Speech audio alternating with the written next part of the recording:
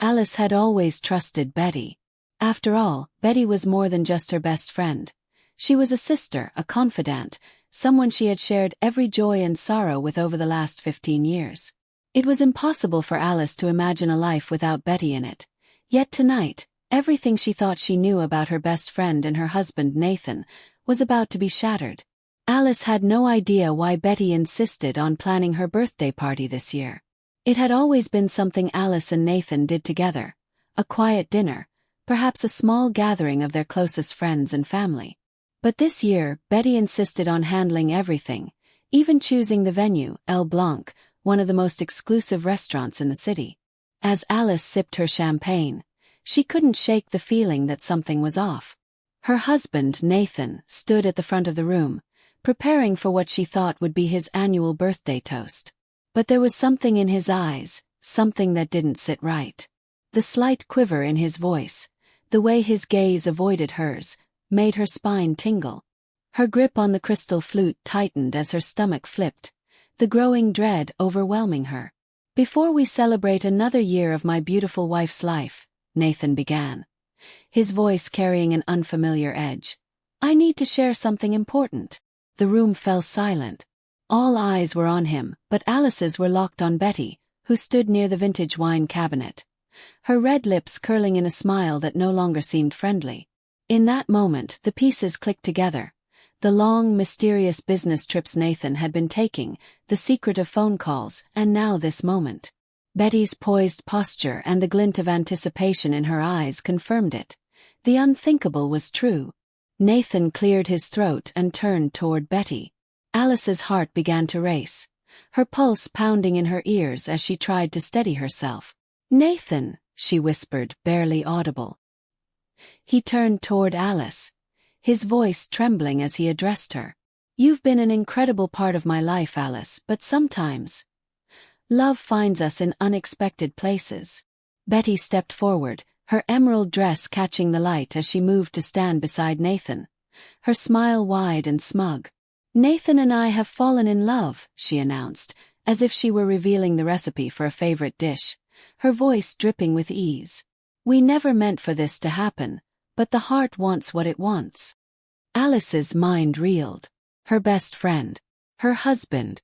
A betrayal so deep, so calculated it seemed impossible.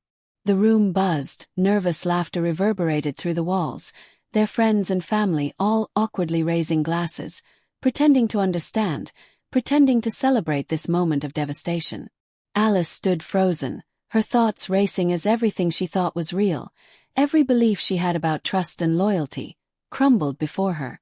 Her sister Donna, always the dramatic one, was the first to break the silence with an exclamation. But Alice, her heart pounding, didn't look at her. She didn't look at anyone. Instead, she looked at her husband and her best friend, now standing together, the very image of a love she had never suspected. "Well," Alice finally said, her voice steady despite the storm raging inside her, "I suppose this explains the mysterious weekend business trips, the new cologne. It certainly explains why you insisted I wear black tonight."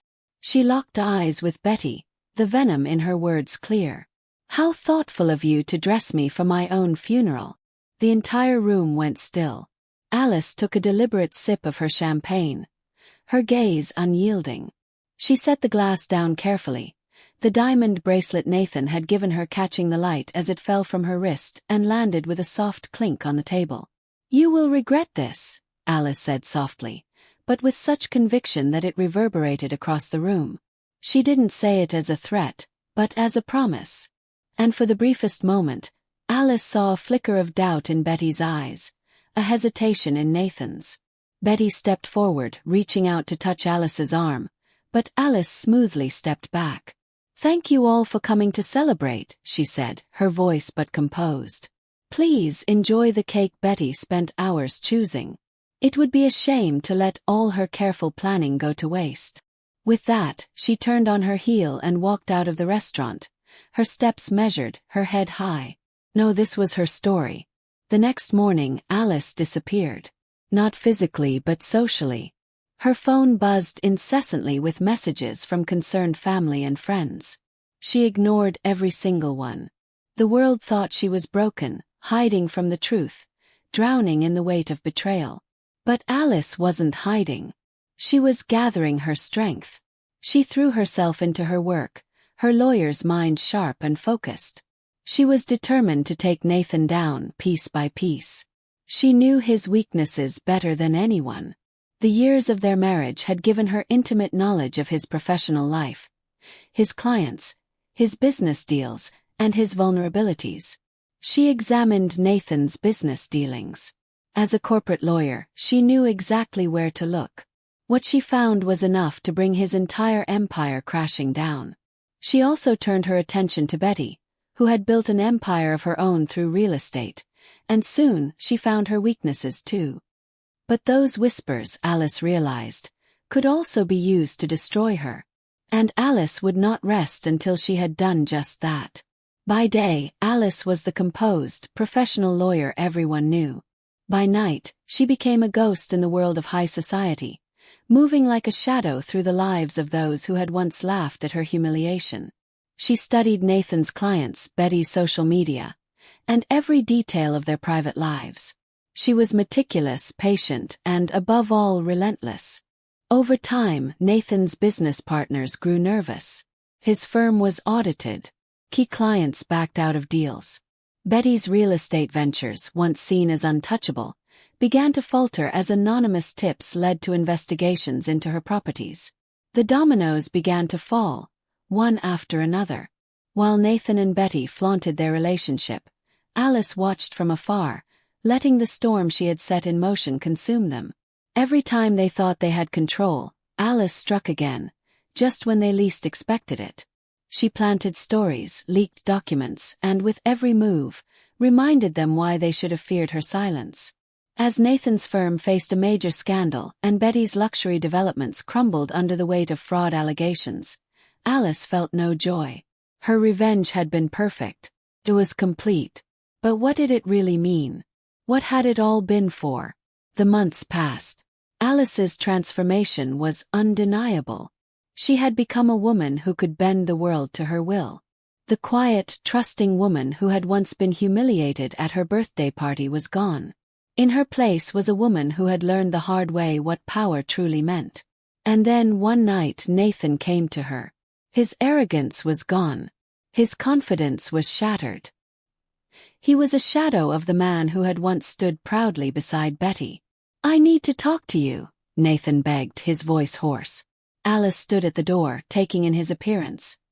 His designer stubble was ragged, his once immaculate clothes now wrinkled and worn. His eyes were hollow with regret. "This was never about what I want," Alice said coldly. "This was about what you deserve." Nathan crumbled in front of her, but Alice knew there was nothing left to say. He had destroyed everything they had built. And now he had nothing left. Alice's phone buzzed with a text from her sister Donna. "Is it done?